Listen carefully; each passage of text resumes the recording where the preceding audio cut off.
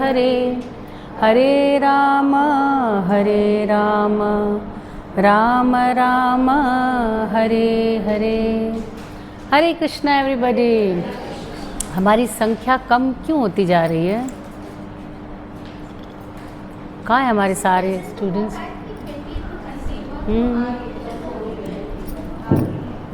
Slow and steady we will win the race. हम होंगे कामयाब एक दिन। ओके, सो किसी को याद है हमने पिछले हफ्ते क्या पढ़ा? कौन कौन है क्लास में जो पिछले हफ्ते नहीं थे? ओके, जो पिछले हफ्ते नहीं थे। सो कृष्ण कॉन्शियसनेस में, स्पिरिचुअलिटी में रेगुलरिटी इज़ द की। अगर आप रेगुलर नहीं रहेंगे तो बहुत सारी चीज़ें आपको समझ में नहीं आएंगी। So regularity is the key. It is very important कि हम क्लास में रेगुलर रहें। सो एवरीबडी प्रॉमिस, हफ्ते में एक क्लास है। ये कमिटमेंट कोई बहुत बड़ा कमिटमेंट नहीं है। कितने लोग किट्टी जाते हैं? महीने की कितनी है? एक तो बहुत कम लोगों की होती है, ज़्यादातर 2, कुछ लोगों की 3 भी होती है। But we are very committed, so we go to kitties on time. आजकल तो मैंने सुना बहुत सारे ताम झाम भी होते हैं उसमें, यू नो, कोई ना कोई थीम होती है। So you have to dress up, you have to prepare पहले से ही कि क्या पहनना है, कहाँ जाना है, कौन सा कलर है। सो हमारी मटीरियल लाइफ के लिए जब हम इतना प्रिपेयर करते हैं, we must spare out some time हमारी स्पिरिचुअल लाइफ के लिए भी। So everybody be regular, it's important. तव्हां पहुंचा छो रेगुलर, तव्हांजी ॾाढी एब्सेंट लगी रही थव। मैंने इनको कोड में डांटा है ना। Okay,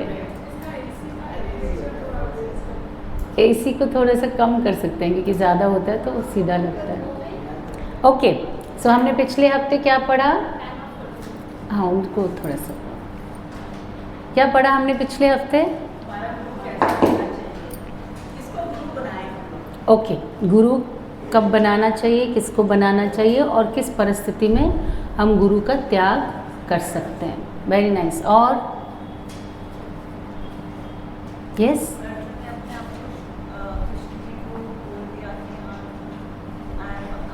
I am your disciple. Yes, तो भगवान को सॉरी, हाँ, भगवान को गुरु के रूप में अर्जुन ने स्वीकार किया। वास्तव में हम गुरु स्वीकार नहीं करते, गुरु हमें स्वीकार करते हैं। तो हम कह सकते हैं कि कृष्ण ने अर्जुन को शिष्य के रूप में स्वीकार किया। बहुत अच्छा। और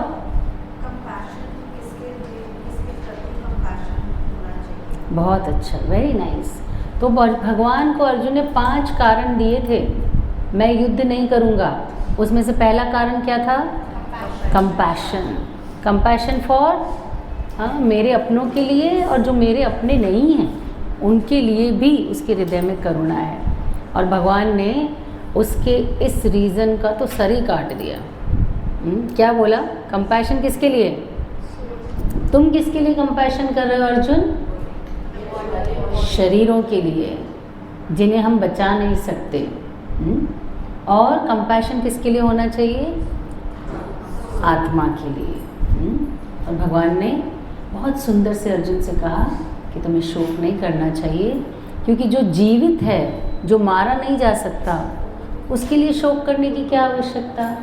और जिसे जिंदा रखा ही नहीं जा सकता, जिसे मरना ही है, नत्वेवा हम जातु नासम, जिसे आप बचा ही नहीं सकते, उसके लिए शोक करने की क्या आवश्यकता।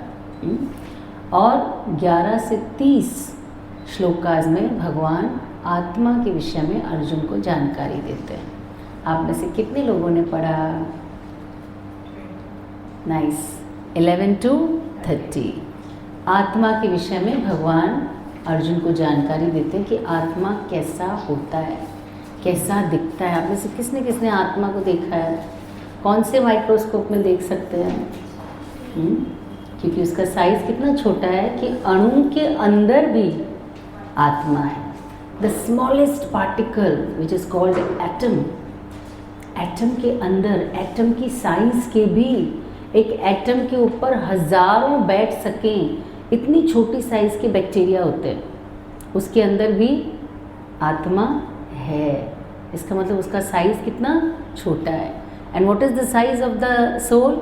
क्या बताया? जैसे पढ़ के, जिन्होंने पढ़ के आए 11 to 30, यस, बहुत अच्छा। केशाग्र शतभागश्च शतांश, जो केश का अग्रभाग है, टिप है, उसको 100 हिस्सों में काटो। केशाग्र शत, 100 हिस्सों में, फिर शतांश, फिर एक एक शत का, एक एक हिस्से का एक बार 100 बार और विभाजन करो। मतलब हमारी जो बाल की टिप है उसके ऊपर 10,000 आत्मा बैठ सकती है। ये आत्मा का साइज है।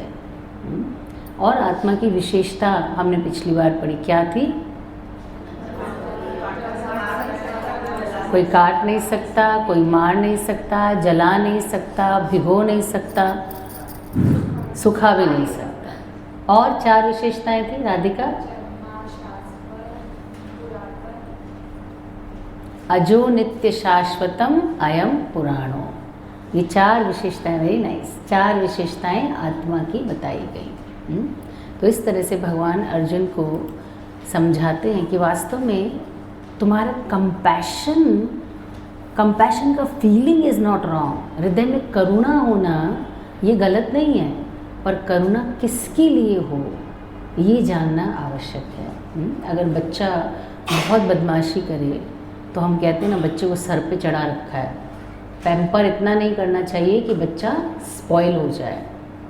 जब बच्चा बहुत ज़्यादा गलतियां करता है तो माँ दो लगा के देती है। ये थप्पड़ भी माँ की करुणा है, क्योंकि आज थप्पड़ नहीं लगाएगी तो बड़ा होके माँ को बोलेगा, माँ तुमने मेरे पे ध्यान ही नहीं दिया। तो कभी कभी जीवन में जब कष्ट आते हैं ना, तो समझना चाहिए हमारी माँ की करुणा है। कहीं हम बिगड़ न जाएं, कहीं हम भूल न जाएं, कहीं हमारा मकसद, हमारा गोल हमारी आँखों के सामने से हट न जाए, इसलिए हमारी माँ भगवान हमें दंड देते हैं। माँ का दंड ज़्यादा मीठा या उसका प्यार ज़्यादा मीठा? वैसे तो प्यार ही है। अच्छा, दोनों में से कल्याण किस में, प्यार में कि दंड में? दोनों में। माँ के प्यार में भी कल्याण है और उसके दंड में भी बच्चे का कल्याण है।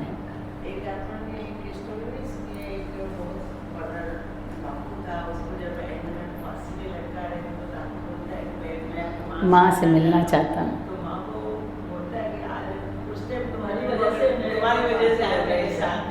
बिल्कुल, यस। सो इसलिए पूरा ब्लेम।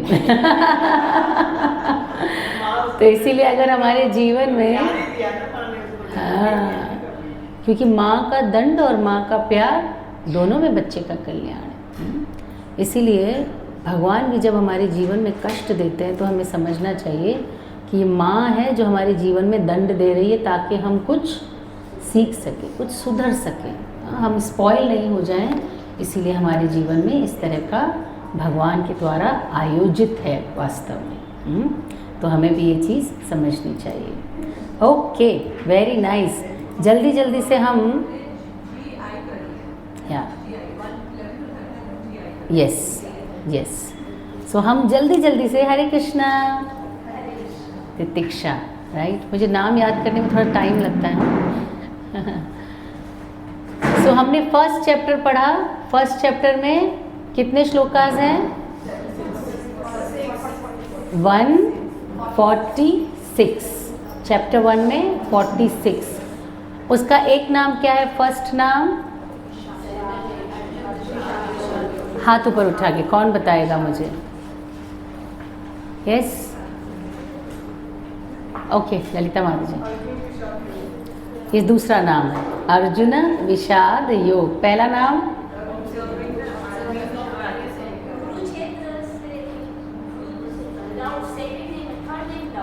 नहीं, हम फर्स्ट पूछ रहे हैं जी।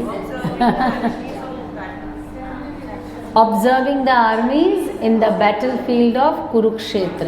कुरुक्षेत्र के युद्ध स्थल में सैन्य निरीक्षण। तीसरा नाम डाउट, मुझे डाउट है सबको याद है कि नहीं? It's DOUBT. D is for Dhritarashtra and Duryodhan. O is for omens of victory. विजय सूचक पांडवों के, जो ये बताते हैं कि युद्ध पांडव ही जीतने वाले हैं. उसके बाद uncertainty. What was uncertain? Arjuna became uncertain. DOUB, bewilderment.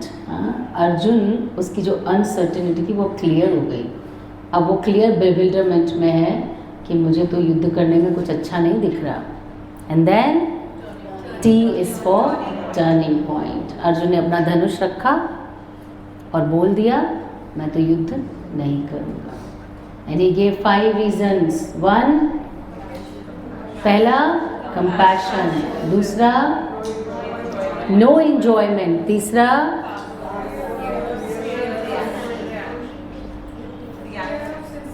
Fear of sinful reaction, चौथा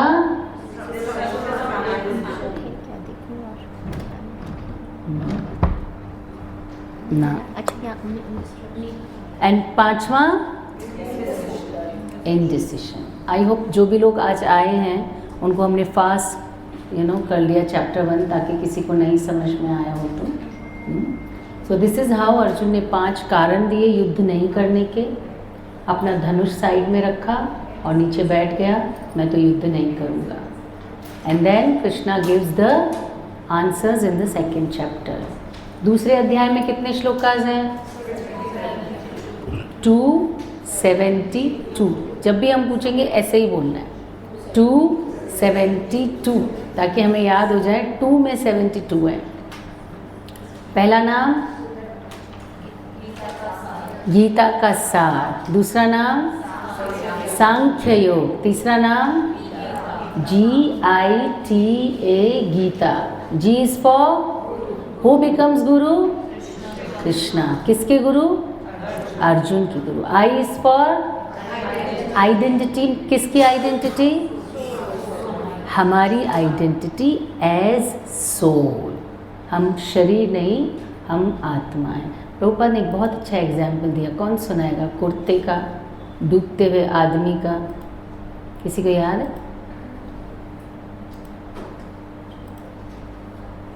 यस, एनीबॉडी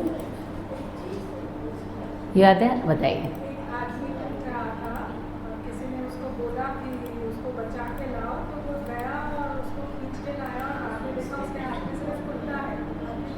यस,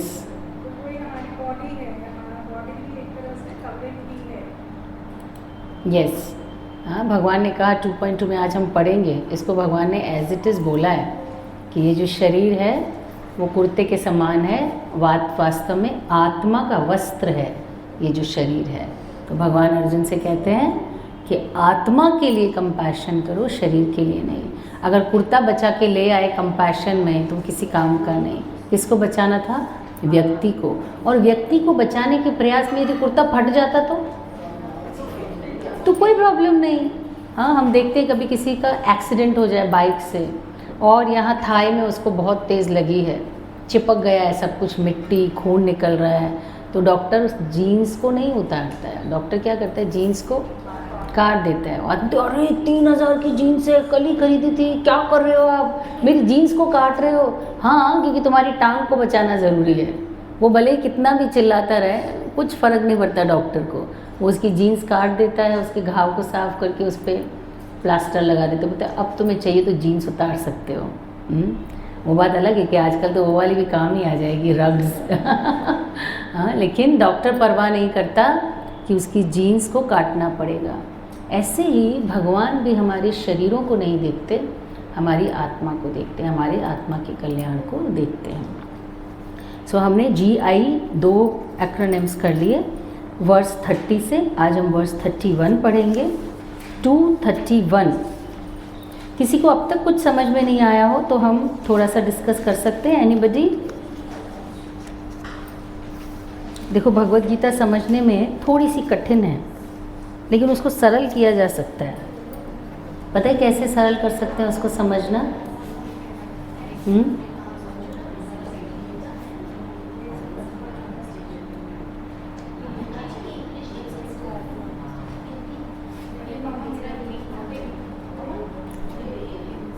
सो भगवद गीता का जो विषय है वो समझने में थोड़ा कठिन है, लेकिन हम उसको सरल कर सकते हैं। कैसे?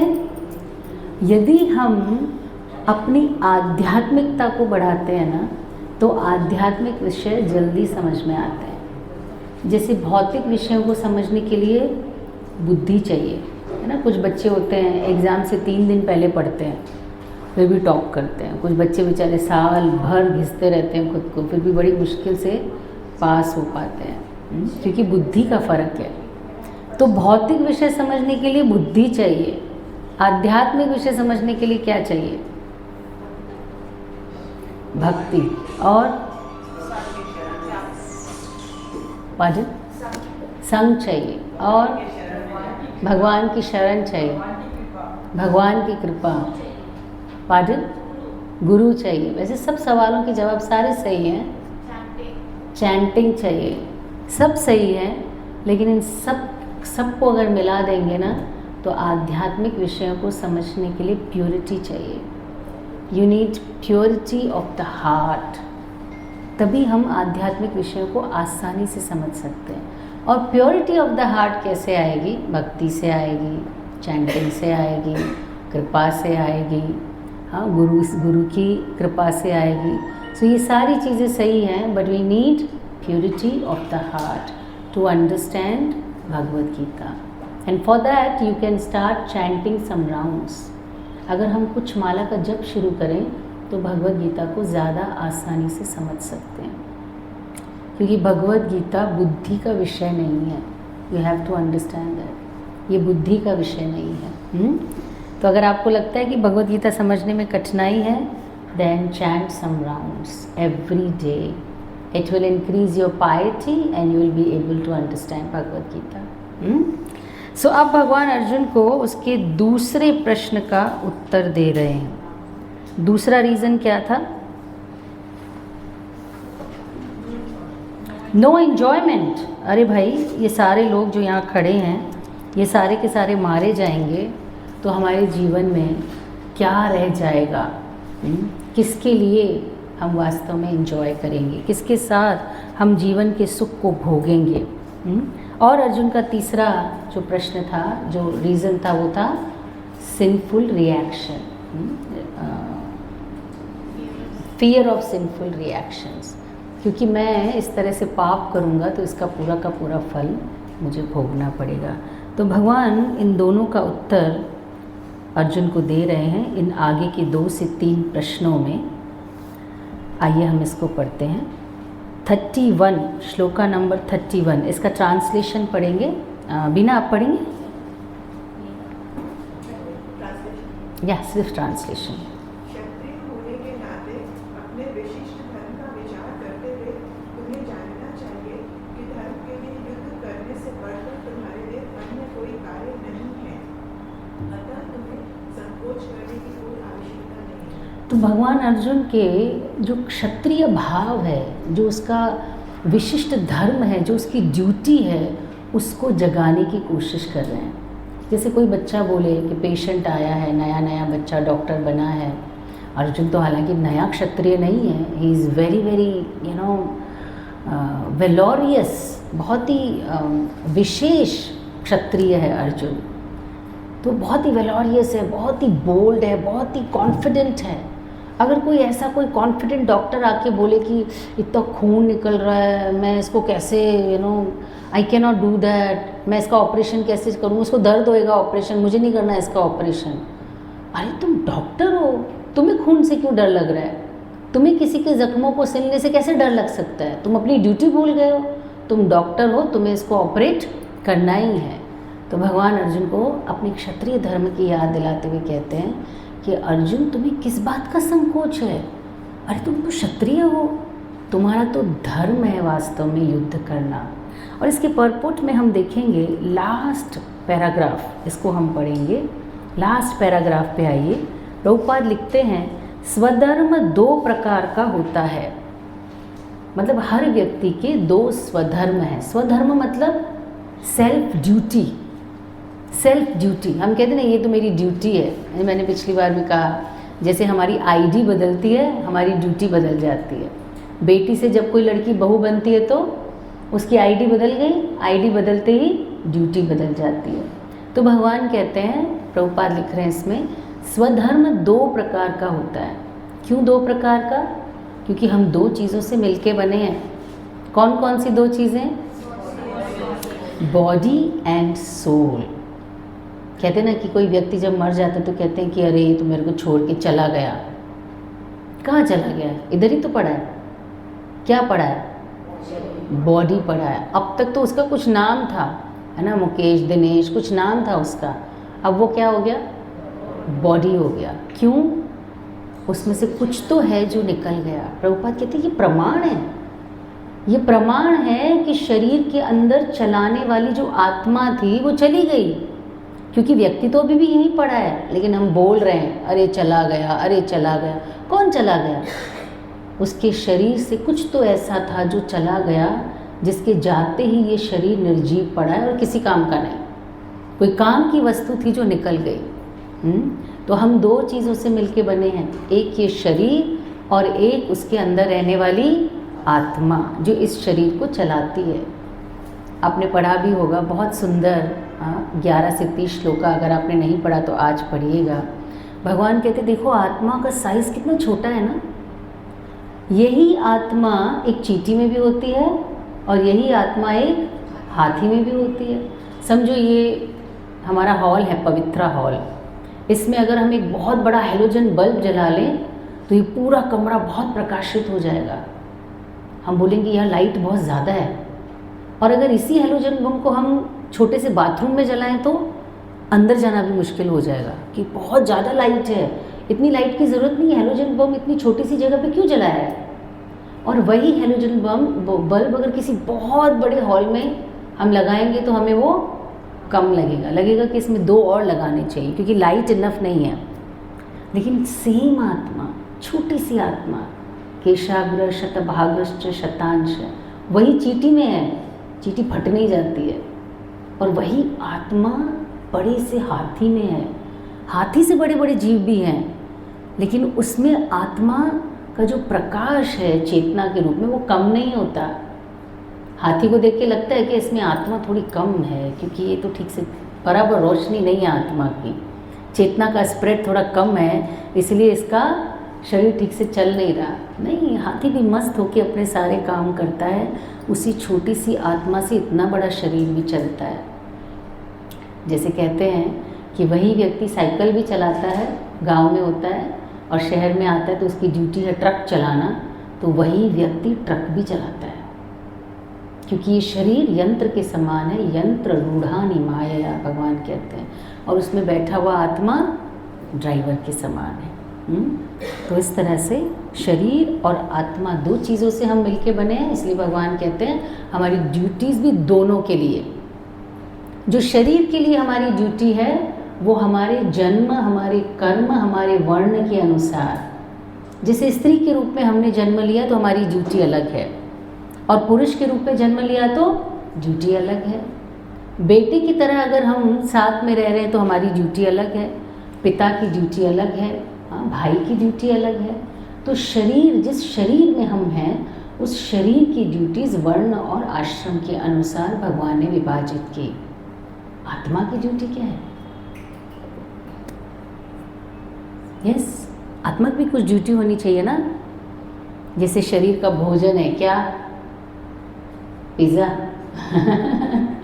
शरीर का भी कुछ भोजन है, आत्मा का भी कुछ भोजन होगा।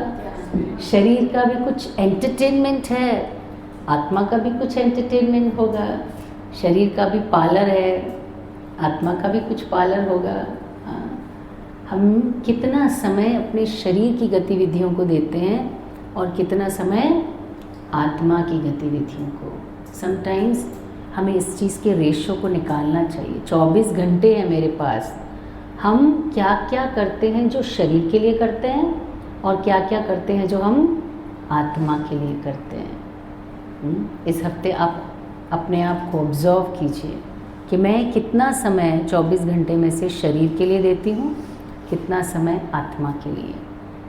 तो शरीर की ड्यूटी वर्ण और आश्रम के अनुसार, जिस वर्ण में हमारा जन्म हुआ, जिस आश्रम में हम, जैसे हम सब गृहस्थ आश्रम में रह रहे हैं, तो गृहस्थ आश्रम की कुछ ड्यूटीज़ हैं जिसे हमें फॉलो करना चाहिए।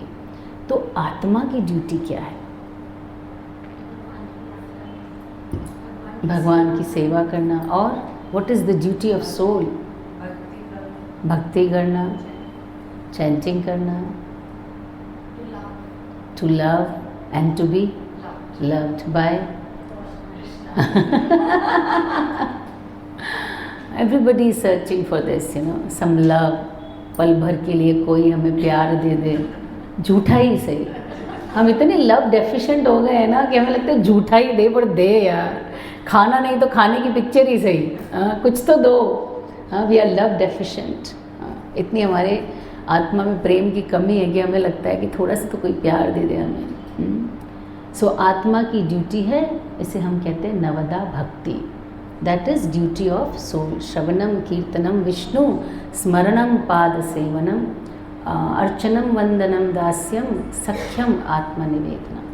भगवान के बारे में सुनना, उसके बारे में बोलना, उनको स्मरण करना, उनके विषय में बात करना, भगवान के साथ कोई संबंध बनाकर उनकी सेवा करना, उनको प्रेम देना और उनसे प्रेम लेना, वास्तव में ये आत्मा का स्वधर्म है। जब तक व्यक्ति अपने स्वधर्म में स्थित नहीं होता, तब तक भगवान अर्जुन से कह रहे हैं सुखी नहीं होता। अर्जुन क्या बोल रहा है? No enjoyment. भगवान कहते हैं जब तक स्वधर्म में स्थित नहीं होगे ना, तब तक व्यक्ति सुखी नहीं हो सकता। आगे देखते हैं भगवान अर्जुन से क्या कहते हैं। कौन सुखी हो सकता है? अर्जुन बोला मैं सुखी नहीं होऊंगा। देयर इज़ नो सुख, no enjoyment without the family members. कौन पढ़ेगा? रीमा, यू हैव हिंदी वाला? इधर से किसी के पास हिंदी वाला? तितिक्षा पढ़ोगी? 32 का। ये पाठ, वे शख्स सुखी है जिन्हें ऐसे युद्ध के अवसर अपने आप प्राप्त होते हैं जिससे उनके लिए स्वर्ग लोक के द्वार खुल जाते हैं। तो भगवान कहते हैं सुखिनः क्षत्रिय पार्थ लभन्ते द्युद्धमीदृश। अरे अर्जुन, वो क्षत्रिय सुखी हैं जिनको युद्ध के अवसर प्राप्त होते हैं। मुझे याद है हम एक बार ट्रेन से कहीं जा रहे थे तो थोड़ा लेट हो गए पहुंचने में, और सारे फीमेल्स ही थे साथ में। मैं थी, मेरी ननद थी और एक मेरी दिरानी या जेठानी साथ में थी, याद नहीं है। तो हम तीनों ट्रेन पे लेट पहुंचे, और जब हम पहुंचे तो ढूंढने का टाइम नहीं था कि हमारा डब्बा कहाँ है। तो जो डब्बा सामने दिखा उसमें हम चढ़ गए तीनों के तीनों। और जब चढ़ गए तो अंदर पहुंचे तो वो पूरा का पूरा डब्बा आर्मी ने बुक कर रखा था, मतलब छुट्टी हुई होगी आर्मी वालों की, तो पूरा डब्बा बुक था। हमें हम तीनों को ऐसे देखा, सारे के सारे आर्मी के जवान उसमें भरे हुए, और हम तीनों ऐसे हो गए। ट्रेन तो चल पड़ी, हमें ये भी नहीं पता हम कौन से डब्बे में चढ़े। उन्होंने बोला क्या हुआ? हमने बोला कि लेट हो गई थी तो हम तो ऐसे ही चढ़ गए। उन्होंने बोला कोई बात नहीं, अगले स्टेशन से पकड़ लेना क्योंकि आपका डब्बा काफ़ी दूर है। तो फिर उन्होंने में से एक जने ने जल्दी जल्दी वेरी नाइसली उन्होंने एक सीट खाली की, किसी ने अपना कुछ बिछा हुआ चद्दर भी बिछा के दिया। बैठो बैठो बैठो, आप बैठो। माँ मैं बहुत पेट्रियाटिक हूँ बाय नेचर, मुझे अच्छा लगता था बहुत। तो मैंने उनसे पूछा कि कैसे आप आर्मी में काम करते हो, क्या स्ट्रैटेजी होती है काम करने की। तो मैंने बोला कि कभी कभी तो युद्ध होते ही नहीं सालों तक, आपको तो मज़े हैं, आपको तो पूरा उसका फैसिलिटी मिलता है आर्मी का, और युद्ध भी नहीं होता पूरा पूरा टाइम। तो बोलते हैं मैडम तरसते हैं हम युद्ध के लिए, डर नहीं लगता मर जाओगे तो, घर से निकलते हो वापस नहीं पता घर आओगे कि नहीं। जुनून होता है, इतना जुनून होता है युद्ध का कि जो व्यक्ति एक भी युद्ध नहीं कर पाता अपने जीवन काल में रिटायर हो जाता है, उसे ये दुख रह जाता है जीवन में कि मैंने एक भी युद्ध लड़ाई नहीं जिसके लिए मैं रोज़ प्रिपेयर कर रहा था। They practice every day for the fight, और दुख होता है अगर हम उस युद्ध को एक बार भी कर ही नहीं पाए। वो बता रहे थे मुझे इतना जुनून होता है, एक आदमी को 24 गोलियां लगी पेट में, 24 गोलियां, और बोले उस आदमी ने जिसने उसको 24 गोलियां मारी ना, उसको मारने के बाद ही नीचे गिरा। और इतना जुनून था उसके अंदर कि 24 गोलियां निकाली गई और वो जिंदा है। सी, दीज आर क्षत्रियास। क्षत्रिय ब्लड इज़ डिफरेंट। आप हमारे पास्ट के भी बड़े बड़े राजाओं की कहानियाँ सुनेंगे, किसी का सर बीच में से फाड़ दिया तो पगड़ी बांध के उन्होंने पूरा युद्ध किया। शिवाजी महाराज की बात, हम शिवाजी महाराज ने युद्ध किया हैदर से, उनकी हाइट का डबल था वो जो मुग़ल था। हाँ, शिवाजी महाराज छोटे थे, उन्होंने एक चक्कू मारा उसके पेट में, सारी आंतें बाहर आ गईं। उसने ऐसे सारी आंतें उठाई, ऐसे अंदर डाली, एक कपड़ा बांधा और युद्ध करता रहा। सो this is how, this is Kshatriya blood. कहते ब्राह्मण को आप कुछ गाली गलौज कर दोगे ना तो बेचारा सोचेगा मेरे कर्मों का फल होगा, आज पूरा हो गया, कोई बात नहीं, सह लेगा। लेकिन क्षत्रिय को गाली दे दी तो नहीं सहेगा। ऐसे कैसे बकवास कर ली तुमने मेरे सामने, हिम्मत कैसे हुई तुम्हारी। लेकिन अगर ब्राह्मण को आप मारोगे ना, मतलब समझो डंडे से आपने उसको मारा, वो सह नहीं पाएगा, कमज़ोर सा शरीर होता है ब्राह्मण का, वो सह नहीं सकता। लेकिन क्षत्रिय को 2-4 मार दो, उसको कोई फ़र्क नहीं पड़ता। So this is the difference in the nature. So Arjun को भगवान कह रहे हैं, अर्जुन सुखी न क्षत्रिय पार्थ। अरे क्षत्रिय ऐसे युद्ध का अवसर ढूंढते हैं और ऐसा अवसर मिलने पे बड़े सुखी होते हैं। तो तुम सुखी होना चाहते हो तो तुमको युद्ध करना चाहिए, क्योंकि क्षत्रियों का सुख है ये। सुखी ना क्षत्रिय पार्थ। ऐसे क्षत्रिय सुख को प्राप्त होते हैं यदि उन्हें युद्ध का अवसर मिले। आगे का श्लोका पढ़ेंगे। कौन पढ़ेगा? हिंदी किसके पास है? आप पढ़िए। नहीं, आप इसका अर्थ पढ़िए। 33।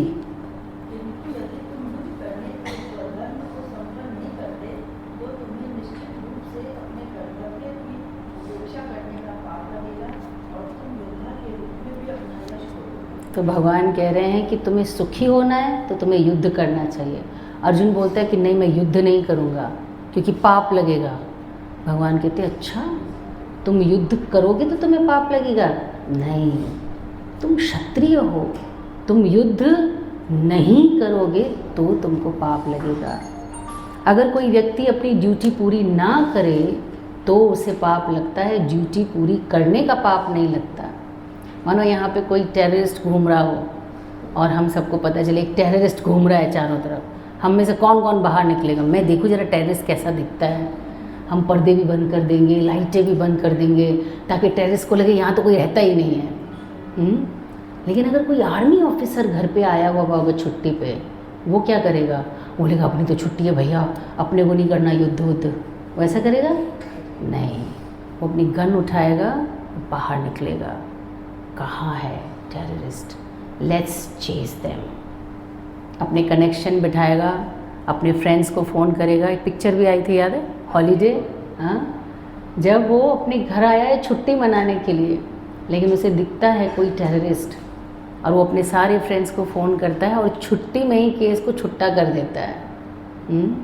This is how a Kshatriya is, always duty bound. आप और मैं तो शायद ऐसे ही सड़कों पे चल रहे होंगे, लेकिन बहुत सारे ऐसे लोग हैं जिनका विशेष काम है, जो CBI हैं, जो रॉ हैं, जो आर्मी के ऑफिसर्स हैं। वो अपनी रेगुलर ज़िंदगी को भी रेगुलर तरीके से नहीं जीते।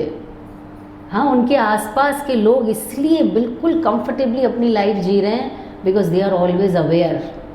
वो हमेशा एक नज़र बना के रखते हैं अपने आसपास, क्योंकि ये उनका स्वभाव है, ये उनकी ड्यूटी है। जब हम कहते हैं कर्तव्य है तो वास्तव में शास्त्रों में कर्तव्य का सीधा मतलब सिर्फ ड्यूटी नहीं होता, क्योंकि कर्तव्य अपने स्वभाव से आता है। ऐसे ही किसी को क्षत्रिय नहीं बनाया जाता, उसका स्वभाव वैसा है इसलिए वो क्षत्रिय है। तो अपने स्वभाव के कारण वो हमेशा अवेयर है। तो भगवान कहते हैं अगर तुम अपने क्षत्रिय धर्म को नहीं निभाओगे ना तो तुम्हें पाप लगेगा। तो पापों का डर है ना, तो तुम्हें युद्ध करना चाहिए। आइए आगे देखते हैं। भगवान कहते हैं देखो, एक तो तुम्हें पाप लगेगा और दूसरा तुम्हें अपयश मिलेगा। अगर कोई पुलिस वाले की गलती से कोई टेररिस्ट छूट जाए तो कितने बड़े बड़े हेडलाइंस बन जाएंगे ना, टीवी पे सब जगह लोग उसे कर्स करेंगे, 100 लोग मारे गए तो 100 लोगों का परिवार उसके लिए बोलेगा कि इसकी गलती से सब कुछ हुआ। तो भगवान कहते हैं अगर तुम युद्ध नहीं करोगे ना तो लोग तुम्हारे को अपयश देंगे, तुम्हारी अपकीर्ति होगी, समाज में तुम्हारा नाम खराब होगा। और एक व्यक्ति जिसका फेम बहुत चढ़ा हुआ है उसी को पता है कि अपयश का क्या अर्थ होता है। अभी आजकल हमारा तो ये है कि अगर हमारे लाइक थोड़े से कम हो जाएं या लोग डिसलाइक ज़्यादा दे दें तो हमें टेंशन हो जाती है। फॉलोवर्स कल से 225 थे, आज 220 कैसे हो गए, 5 लोगों ने मुझे अनफॉलो क्यों कर लिया, ये हमारा टेंशन है। अच्छा है ही नहीं, ओह वाह, तो नर्वसनेस नहीं आनी चाहिए किसी को, एंजाइटी नहीं आनी चाहिए। देखो हाँ, ये प्रॉब्लम हो गई है कि हम बर्दाश्त ही नहीं कर सकते कि हमें कोई एक डिसलाइक दे दे।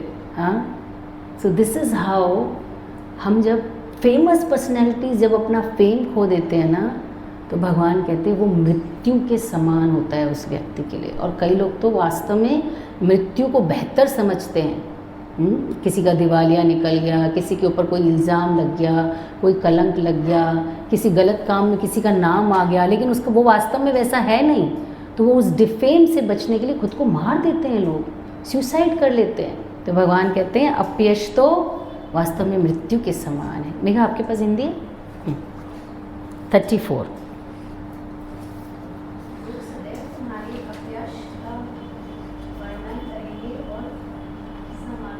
सम्मानित व्यक्ति के लिए सो मृत्यु से बढ़कर है अपमान या अपयश। आगे भगवान कहते हैं जिन जिन महान योद्धाओं ने तुम्हारे नाम तथा यश को सम्मान दिया है वे सोचेंगे कि अर्जुन के मन में बहुत कंपैशन था। Thank you so much Arjun, तुम्हारे कंपैशन की वजह से युद्ध रुक गया। ऐसा बोलेंगे? क्या बोलेंगे? अरे डर गया, डरपोक अर्जुन युद्ध छोड़ के भाग गया। लोग सोचेंगे कि तुम डरपोक हो, कोई तुम्हारी इस कंपैशन की फीलिंग को सम्मान नहीं देगा। और किस बात का डर है तुम्हें अर्जुन? किस बात का डर है? मृत्यु का। अगर मर जाओगे ना तो अपने धर्म के लिए लड़ते हुए जो मरता है उसे स्वर्ग प्राप्त होता है, और अगर जीत जाता है तो राज्य प्राप्त होता है। तो तुम्हें तो दोनों ही चीज़ों में एंजॉयमेंट मिलने वाला है। हाँ, हतो वा प्राप्स्यसि स्वर्गम जित्वा भोक्ष्यसि मह्यम। अगर मर गए तो स्वर्ग प्राप्त करोगे, और अगर जीत गए तो पूरी पृथ्वी का राज्य प्राप्त करोगे। तस्मात् उत्तिष्ठ कौन्तेय युद्धाय कृत निश्चय। इसलिए कौन्तेय उठो और युद्ध करो।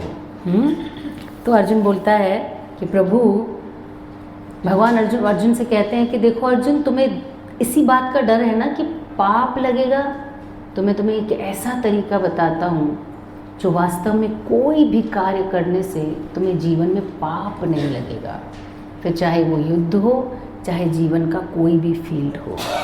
और हमारे आचार्य कहते हैं कि सांख्य योग के इस चैप्टर में ये श्लोका भक्ति को बताता है कि कैसे यदि हम हमारी चेतना को बदल दें तो कोई भी कार्य करते हुए हमें पाप नहीं लगेगा, हम पाप से बच सकते हैं। इस श्लोक को हम गाएंगे। सुख दुखे समे कृत्वा लाभ लाभो जया जयो ततो युद्धाय युज्यस्व नैवं पापम अवाप्स्यसि। भगवान अर्जुन से कहते हैं अर्जुन, अगर तुम इस चेतना में युद्ध करोगे ना तो तुम्हें किसी प्रकार का पाप नहीं लगेगा। कौन सी चेतना? सुख दुख समे कृत्वा, सुख और दुख में समान रहकर, लाभ लाभो जया जयो, लाभ और हानि, जय और पराजय दोनों में समान रहकर, ततो युद्धाय युज्यस्व, युद्ध की भावना से, युद्ध की ड्यूटी से, युद्ध को कर्तव्य समझकर अगर तुम करते हो तो तुम्हें पाप नहीं लगेगा। जैसे एक आर्मी मैन है, उसको बोला गया कि युद्ध, बॉर्डर पे युद्ध हो रहा है, आ जाओ। वो ये बॉर्डर पे युद्ध करने के लिए आया, छोटी सी बटालियन के साथ आया, सारे लोग मर गए, ये अकेला बच गया। और युद्ध करते हुए उसने देखा कि सामने जो दुश्मन का साइज़ है सेना का बहुत बड़ा है। उसने क्या किया, उसने एक बड़ा सा बम उठाया और उसके जो 2-3 टैंकर थे उन सब में बम डाल के आया, अकेला व्यक्ति। और उस तरफ से करीब 100, 200, 250 लोगों का बटालियन था। ये इन 200, 250 लोगों के साथ अकेला लड़ गया। उसने सोचा क्या होगा, मर जाऊंगा ना, बस इतना ही तो, लेकिन इन सब में से किसी को भी बॉर्डर पार करने नहीं दूंगा। इस जुनून के साथ उसने युद्ध किया और कमाल की बात है, बच गया, वापस सेना में वापस भी आ गया। अब इसने अकेले ने 150-200 लोगों को मार डाला। इसको कितनी सज़ा मिलनी चाहिए? माता जी मेरे नहीं, इसको सज़ा तो नहीं मिलनी चाहिए। क्या मिलना चाहिए?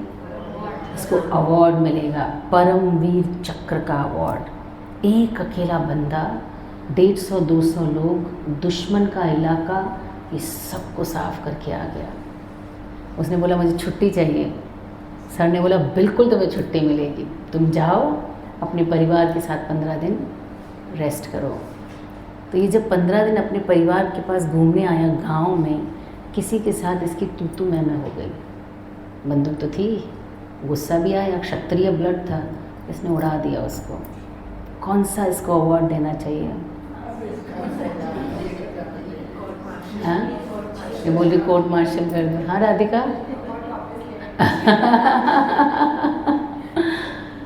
200 लोगों को मारने पे अवार्ड मिल रहा है और एक आदमी को मारने पे उसको सज़ा मिल रही है, ऐसा क्यों?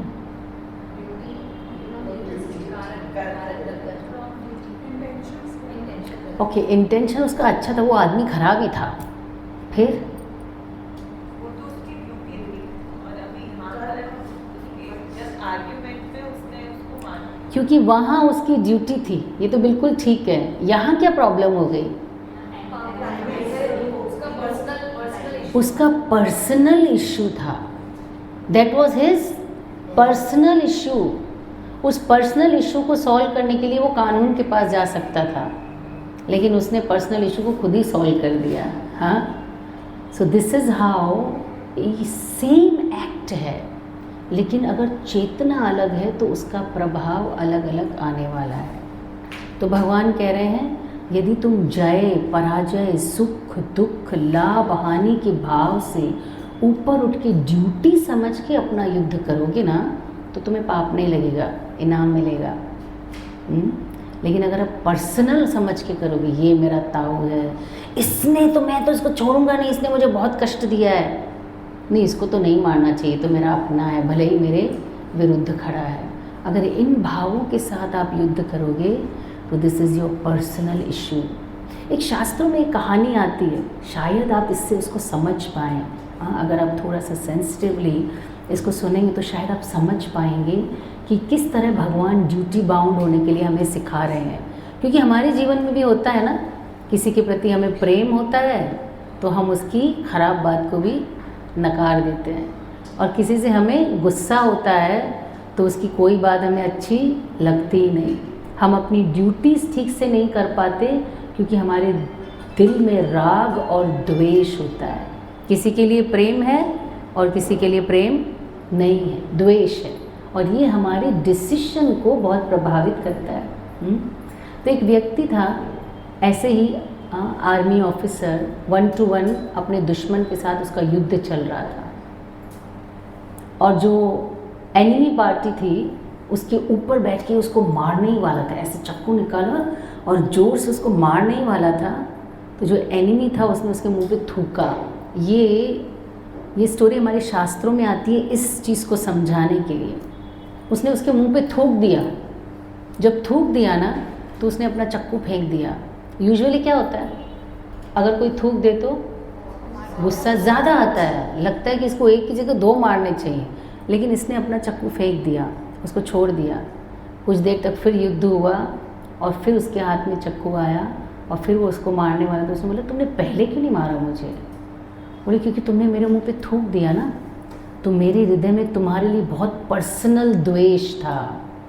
अगर उस समय मैं तुम्हें मारता ना तो ये मेरी ड्यूटी नहीं थी, ये मेरा पर्सनल इशू था, इसलिए मैंने उसे नलिफाई किया पर्सनल इशू को। मेरा तुम्हारे साथ कोई दुश्मनी नहीं है पर्सनल, तुम तो मेरे देश के दुश्मन हो और मेरा देश की रक्षा के लिए ये मेरी ड्यूटी है कि मैं तुम्हें मारूं, पर it is my duty I am killing you, not out of my personal any personal grudges I am killing you. तो भगवान अर्जुन से कहते हैं सुख दुख समय कृत्वा लाभ लाभो जया जयो। अगर हम भी अपने जीवन में भगवद गीता उतारना चाहते हैं ना तो हमें यहाँ से शुरू करना चाहिए। हमें अपनी ड्यूटीज़ को बिना किसी सेल्फ इंटरेस्ट मिक्स हुए करने की कोशिश करनी चाहिए। It is very difficult, easy to say but very difficult to do, but we should give it a try. So ज़्यादा तो नहीं हो गया? सबको समझ में आ रहा है? हाँ ठीक है, आगे बढ़ें। What is the time? 4:55। हम 15 मिनट और पढ़ सकते हैं, राइट? भारी तो नहीं लग रहा सर? सबको समझ में आ रहा है? हाँ, Bhagavad Gita is understood by brain, बुद्धि? नो। किससे समझी जा सकती है? Purity of the heart. इसलिए ज़रूर हमें कुछ माला का जप करना चाहिए ताकि हम भगवद गीता को समझ सकें। It is very important. तो आगे हम पढ़ते हैं। भगवान अर्जुन से कहते हैं कि किस प्रकार से तुम सभी कर्मों के, सभी पापों से मुक्त हो सकते हो यदि तुम इस चीज़ को फॉलो करो। आइए वर्स नंबर 40 पे।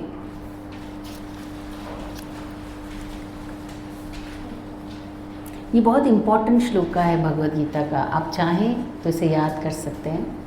This is very nice and very important श्लोका। नेहाभिक्रमनाशोऽस्ति प्रत्यवायो न विद्यते स्वल्पमप्यस्य धर्मस्य त्रायते महतो भयात्। नेहाभिक्रमनाशोऽस्ति प्रत्यवायो न विद्यते स्वल्पमप्यस्य धर्मस्य त्रायते महतो भयात्। भगवान अर्जुन से कहते हैं कि पाप से बचने का एक और तरीका है, इसे कहते हैं बुद्धि योग। भगवद गीता में विशेष रूप से 2nd चैप्टर में भगवान ने, इसको मैं बंद कर देती हूँ यार, ठीक है? भगवद गीता में भगवान ने 2nd चैप्टर में लगभग सारे योगों का वर्णन किया। हमने सांख्य योग पढ़ा जब हमने आत्मा का वर्णन पढ़ा, हमने कर्म योग पढ़ा जब भगवान अर्जुन से कहते हैं डू योर ड्यूटीज़। हम पढ़ रहे हैं बुद्धि योग जब भगवान कहते हैं थोड़ा थोड़ा करके आत्म साक्षात्कार के मार्ग में आगे बढ़ोगे ना तो धीरे धीरे करके तुम सारे पापों से, इस जन्म के नहीं, न जाने कितने जन्मों में जो पाप किए ना उनसे भी मुक्त हो जाओगे। दिस इज़ कॉल्ड बुद्धि योग या भक्ति योग। और आगे भगवान इसमें अष्टांग योग का भी वर्णन करेंगे। लेकिन 2nd चैप्टर में वास्तव में भगवद गीता समाप्त हो जाती यदि अर्जुन पंगा नहीं लेता तो। 2 चैप्टर खत्म हो गए, भगवान ने सब कुछ समझा दिया, लेकिन अर्जुन बोलता है आई हैव अ क्वेश्चन। फिर भगवान को उसका उत्तर देना पड़ता है और एक और चैप्टर हो जाता है। फिर वो चैप्टर ख़त्म होते होते अर्जुन के पास एक और प्रश्न आ जाता है। और इस तरह से भगवद गीता में कुल कितने अध्याय हो गए? 18 अध्याय हो गए। बड़ी हो गई ना? सो भगवान अर्जुन को कहते हैं अर्जुन, इस पथ पे, जिस पथ का मैं वर्णन कर रहा हूँ दैट इज़ बुद्धि योग, इस पथ पे अगर तुम छोटा छोटा प्रयास भी करते हो ना, आत्म साक्षात्कार के रास्ते में, आत्मज्ञान के रास्ते में अगर तुम थोड़ा थोड़ा प्रयास भी करते हो ना, ये प्रयास कभी व्यर्थ नहीं जाता और समय आने पर महान भय से तुम्हारी रक्षा करता है। कई बार हमें लगता है कि हमसे नहीं हो पाएगा भाई ये सब भगवद गीता पढ़ना, जप करना, ये ठीक है, once a week it's okay, but not every day. हम थोड़ा ही करेंगे, ज़्यादा नहीं करेंगे। तो मानो कोई पूछे कि अगर हम थोड़ा सा करेंगे तो व्यर्थ हो जाएगा ना। जैसे इस जन्म में हमने ग्रेजुएशन किया और अगले जन्म में कहाँ से पढ़ेंगे? वो बोल रही शुरू से ही पढ़ेंगे। ऐसा थोड़ी होता है माता जी। इस जन्म में कितना मुश्किल से मैंने ग्रेजुएशन किया है, अगले जन्म में थोड़ी तो छूट दो 5th क्लास से। कह रही नहीं दूंगी, सो रूड। वो बोल रही after graduation she is very merciful. तो इस जन्म में हम जो भी मटेरियल पोजेशंस जमा करते हैं उसमें से क्या हम अगले जन्म में ले जाएंगे? कुछ भी नहीं। भौतिक स्तर पर ग्रॉस चीज़ें नहीं, लेकिन सटल स्तर पर भी हम बहुत कुछ चीज़ों को यहाँ छोड़ जाते हैं।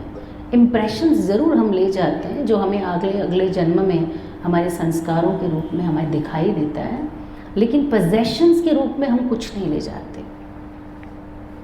अगले जन्म में फिर से हमें पढ़ना पड़ेगा ABCDEFG 1 2 3 4 5 6 7 सब पढ़ना पड़ेगा वापस। और भगवान कहते हैं यदि आत्म साक्षात्कार के मार्ग में तुमने थोड़ा सा भी प्रयास इस जन्म में किया 10%, अगले जन्म में 11 से हम शुरू करेंगे और हम अपने आसपास इस चीज़ को अनुभव कर सकते हैं। Because we are in Krishna consciousness. ऐसी सोसाइटी है हमारी, लोग आते हैं, छोटे छोटे बच्चे, हम देखते हैं कई बार 3 साल का बच्चा इतनी सुंदर करताल बजा के कीर्तन कर रहा है और हम 25 साल के हो गए थे तो करताल उठाना ही नहीं आ रही थी, कैसे बजाएंगे? ये पहले दिन ही अच्छे से बजाई थी। हाँ, कीर्तन में करताल बजाना नहीं आता, सुर राग में गाना नहीं आता, कोई आरती याद नहीं है। ये 3 साल का बच्चा, मुझे याद है मैं वृंदावन गई थी, सबसे ज़्यादा मुझे अट्रैक्टिव लगा था, मैं फर्स्ट टाइम गई थी वृंदावन, और मैं जैसे ही गाड़ी में बैठती कोई ना कोई छोटा बच्चा नरसिम्हा स्तुति गाता। हम सीखेंगे नरसिम्हा स्तुति गाना, इट्स वेरी ब्यूटीफुल। तो जब आप नरसिम्हा स्तुति देखेंगे ना, आप देख के पढ़ नहीं पाएंगे उसको, एकदम टिपिकल संस्कृत में नहीं कृष्ण, एकदम संस्कृत में डिफ़िकल्ट है, उसको पढ़ना डिफ़िकल्ट है देख के। वो मुझे ऐसे किताब पकड़ा देते थे, बोलते थे माता जी आप देख के गाओ। मुझे इतनी शर्म आती थी, मैं देख के गा नहीं पा रही हूँ, और वो 3 साल का बच्चा इतना मस्ती से करताल के साथ नरसिम्हा स्तुति गा रहा है। पूरा दामोदर अष्टकम बच्चों को याद होता है। How you know they got this? ये पिछले जन्म में कुछ 10-15% करके आए, इस जन्म में उसके आगे से शुरू कर रहे हैं। क्यों आप सब लोग यहाँ बैठे हैं? हमने तो 60 लोगों का ग्रुप बनाया ना, है ना? लेकिन क्यों कुछ ही लोग यहाँ बैठे हैं? कुछ पिछले जन्म में आप करके आए हैं, इस जन्म में आपको एक अलग तरीके से भगवान ने प्रमोट किया है कि आप उसको, जिसको आप पिछले जन्म में छोड़ के आए, आगे बढ़ा सकें।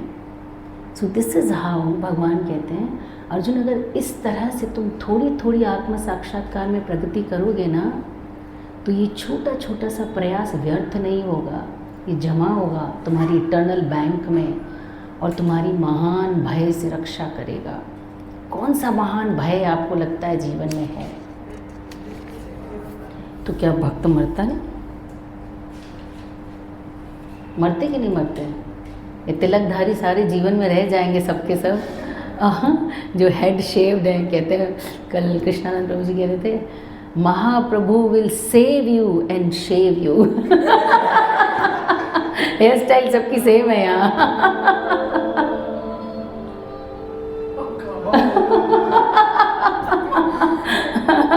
बैकग्राउंड म्यूजिक तो बड़ा अद्भुत था। महाप्रभु खुश हुए। बहुत सुंदर स्टोरी है, मुझे बड़ी इंस्पायर करती है कि आज सारी आर्मी की स्टोरीज आ रही है। नहीं, I didn't plan them actually. तो एक आर्मी मैन दूसरे दुश्मन के खेमे में जाता है, 2-4 जने मिलके जाते हैं और कुछ सोच के आते हैं कि कुछ बिना लड़े ही, कुछ युद्ध बिना लड़े युद्ध किए जाते हैं। तो कुछ इन्फॉर्मेशन लेने, कुछ नुकसान पहुंचाने के लिए ये अपने दोस्तों के साथ जाते हैं और ट्रेस हो जाते हैं, ट्रैक हो जाता है, उनको पता चल जाता है कि यहाँ पे कुछ 3-4 लोग आए हुए हैं। तो ये सारे अलग अलग दिशा में भागते हैं इन लोगों को पकड़ने के लिए। 3 लोग थे आपस में, 2 जने आपस में कम्युनिकेट करके उसको बताते हैं, आकाश हम लोग वापस जा रहे हैं, तुम भी पहुँचो। ये बेचारा फंस जाता है क्योंकि चारों तरफ से देख रहा है कि लोग बंदूकें लेकर चारों तरफ घूम रहे हैं, मैं शूट हो जाऊंगा। इसको याद आती है एक बात, ये रोज़ सुबह जब घर से निकलता है ना, तो इसकी दादी इसके सर पे तिलक लगाती है और हाथ रख के सर पे रख के बोलती है, भगवान तुम्हारी रक्षा करे। और ये हमेशा बोलता है कि दादी भगवान रक्षा नहीं करते हैं, रक्षक तो हम हैं। क्षत्रिय को बड़ा अहम होता है कि रक्षक तो हम हैं, आपके भगवान क्या इधर तस्वीर में से हमको क्या रक्षा करेंगे? ये तस्वीर में बैठा हुआ भगवान तुम्हारी रक्षा नहीं करता, हम रक्षक हैं। तो आज उसे याद आ रही है ये बात कि मैं दादी को बोलता था हम रक्षक हैं, आज मैं फंस गया हूँ। रोज़ उसकी दादी उसको तिलक लगाती है, तो ये भाग रहा है। उसको मृत्यु का डर नहीं है, लेकिन उसको पता है कि अगर वो पकड़ा गया तो मृत्यु से बदतर होने वाला है। तो ये भगवान को पहली बार हाथ जोड़ के प्रार्थना करता है। हम अमिताभ की मूवी में देखते हैं नहीं, हमेशा नास्तिक है, लास्ट में मंदिर में आता है और भगवान को बोलते खुश तो बहुत हो गए तुम, आज मैं मंदिर आया हूँ। तो ये भी दोनों हाथ जोड़ के भगवान से प्रार्थना करता है कि दादी के भगवान, मेरे तो नहीं, दादी के भगवान। दादी कहती है कि तुम रक्षक हो और आज मैं फंस गया हूँ, I really need you today, please मेरी रक्षा करो। भगवान को भी टेढ़े केस बड़े अच्छे लगते हैं।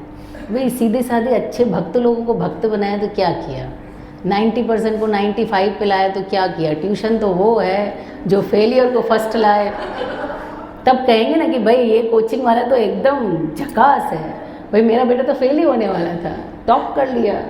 भगवान ने सोचा इसको तो मेरे को जम गई है इसकी प्रार्थना। तो ये देखता है कहाँ जाके छुपूँ मैं, एक गुफा में छुप जाता है। वहाँ पे छोटे छोटे केव्स थे, पहाड़ी इलाका था, वो गुफा के अंदर जाके छुप गया। जब ये गुफा के अंदर छुपने लगा ना, तो एक मकड़ी आई और उसने गुफा के मुंह पे एक जाल बना दिया। इसको हंसी आई, उसने बोला क्या ये जाल मुझे बचाएगा? मतलब आई वॉज करेक्ट एक्चुअली। दादी सोचती है कि रक्षा भगवान करता है, आई वॉज करेक्ट। भगवान रक्षा नहीं करते हमारी, कौन रक्षा करेगा अब मेरी? इतने में वो जो सर्च करते हुए आर्मी के लोग आए और वो सब जगह ढूंढ रहे हैं, कहीं पे वो मार रहे हैं कि कहीं तो छुपा होगा झाड़ियों में, बड़े बड़े लाइट्स लेकर आए हैं, शाम का वक्त है, कहीं केव में छुप गया होगा तो मिलेगा ही नहीं। तो आवाज़ आती है ये वाली केव में देखो, इसमें छुपा होगा। उन्होंने लाइट की, अरे बोले इसमें नहीं होगा, टाइम ख़राब मत करो, इसमें तो देखो बड़ा सा मकड़ी का जाला है, अगर इसमें घुसा होता तो जाला टूट गया होता ना, तो इसमें नहीं घुसा होगा, दूसरी में देखो। जब सब चले गए तब ये बाहर आया और उसने कहा प्रभु बड़ी बड़ी लोहे की दीवारें रक्षा नहीं कर सकती, पर तुम चाहो तो एक मकड़ी का जाला व्यक्ति को बचा सकता है। तो जब भगवान चाहते हैं किसी को बचाना तो बचा सकते हैं। इसीलिए हमारा एज अ सोल ये कर्तव्य, as a soul we have only soul कर्तव्य, एक ही कर्तव्य है हमारा, श्रवणम कीर्तनम विष्णु स्मरणम पाद सेवनम, भगवान की लीलाओं को सुनना, उनको बोलना, जप करना, शास्त्रों को पढ़ना। लेकिन क्योंकि हम इस शरीर में हैं तो इस शरीर के कर्तव्यों को निभाना भी हमारी ड्यूटी है, जिसे एज ए ड्यूटी हमें करना चाहिए, पर इतना इंडल्ज नहीं हो जाना चाहिए कि हम सोल के कर्तव्य को भूल जाएं। 2 कुत्ते हैं हमारे घर में, एक को हम खूब खिलाते हैं, खूब भौंकता है, खूब मोटा ताज़ा है, और दूसरे कुत्ते को कुछ डालते ही नहीं, बेचारा मरने ही वाला है, बस मर ही नहीं रहा है, आवाज़ ही नहीं निकल रही उसकी। कोई बोलता है भूम तो वो हमसे ज़्यादा डर जाता है।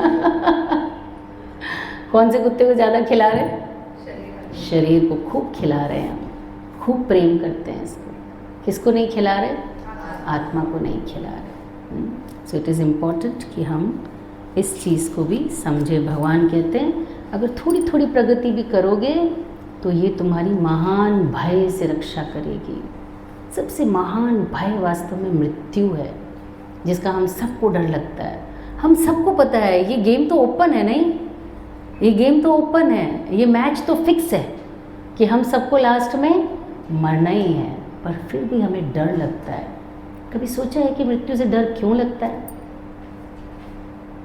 हम रोज़ देखते कोई ना कोई मर रहा है, रोज़ सुनते कोई ना कोई मर रहा है, हमें भी पता है हम मरने वाले हैं, फिर भी मृत्यु से क्यों डर लगता है? बहुत अच्छा, हमारी भौतिक चीज़ों से आसक्ति है इसलिए, और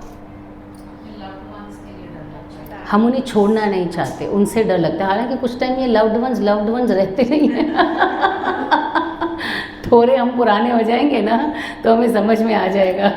और हमारे अटैचमेंट्स, बहुत अच्छा, एक कारण है कि हम उसकी तैयारी नहीं कर रहे हैं। दूसरा, हमें नेक्स्ट डेस्टिनेशन पता नहीं है और अनजान चीज़ों से हमें डर लगता है। अगर हमें कोई कहे कि सामान बांधो और अमेरिका चली जाओ, हैं अमेरिका क्यों जाऊँ मैं? लेकिन अगर कोई बोले कि अरे बेटी के पास घूमने जा रही हूँ, जवाई लेने आएगा कार लेके उस पे एयरपोर्ट पे, बहुत मज़ा करेंगे, आइटिनरी पहले ही आ गई, हम कहाँ कहाँ घूमने जाएंगे, एक्साइटमेंट होगा कि डर लगेगा? अगर 2 कमरे का हमारा फ्लैट है, उसके सारे नल बह रहे हैं, जगह जगह से टूटा फूटा मकान है किराए का, और मकान मालिक आके बोलता है कि रात को खाली करो, डर लगेगा या नहीं लगेगा? कहाँ जाऊँगा मैं बच्चों को लेके? अरे टूटा फूटा जैसा भी है, कम से कम सर पे छत तो है। और अगर कोई आपको बोले कि अरे हमारे नए घर का इनॉग्रेशन है, हमने 4 बेडरूम लिया है, नया घर, और हमें इस घर को खाली करना है, एक्साइटमेंट आएगा या डर लगेगा? एक्साइटमेंट होगा, because we don't know our next destination, we have not prepared for the next destination, we are scared. ये सारे अटैचमेंट भी इसीलिए हैं क्योंकि हम प्रिपेयर्ड नहीं हैं। इसलिए भगवान हमें सिखाते हैं भगवद गीता के माध्यम से, how shall we prepare for death. Thank you. I think 5 से ज़्यादा बज गया। कोई क्वेश्चन? ओके, एक श्लोका मैंने पिछली बार दिया था, किसने किसने याद किया?